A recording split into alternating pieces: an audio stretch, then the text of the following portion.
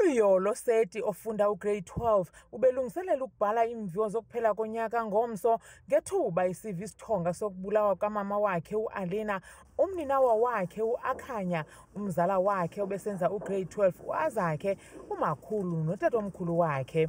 Isithethiso sapho unovotile Seti sithi uluyolo uzama kangangoko ukulungela ukubhala nangona ixhelekile emphefumlweni. Olusapho lube phantsi kohlaselo kule minyaka mihlanu igqithileyo. Aqale 2002 badutyulwa abantu kulelali bakwaSeti. Saphumla ngo-2003 njengoba bephinda nje kuyo yonke leyo mizi akubanjwa mntu. Kukhala ibhungane kwimizi emithathu yolusapho emva kokuba abanikazi bawo badutyulwa basweleka. Omnye wabo ubulawelwe eKapa ngo-2022. Iinkokheli zomthonyama zirhanela unyawo lwemfene ngelixa ezinye zisithi ezi zenzo zifuna ungenelelo lwaphezulu. The challenge that we are facing, I said yesterday, it is dog theft.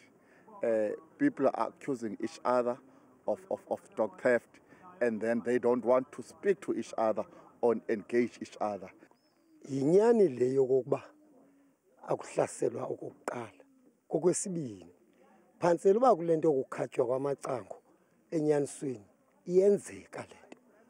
Kangangokuba asiyekanga ukuthandaza.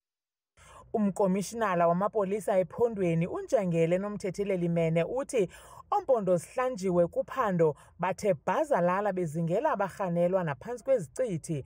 Ukanti omnye wabantwana abonzakeleyo ukhutshiwe esibhedlele ngelixa omnye esekwimeko embi noxa izinzile.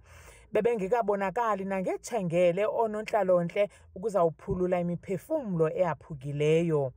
Kwiindaba zethu kuChannel 163 oziphathelwa yiNewsroom Africa, ndinguNtsiki Noyiya eNcenjana eBhityi eMthatha.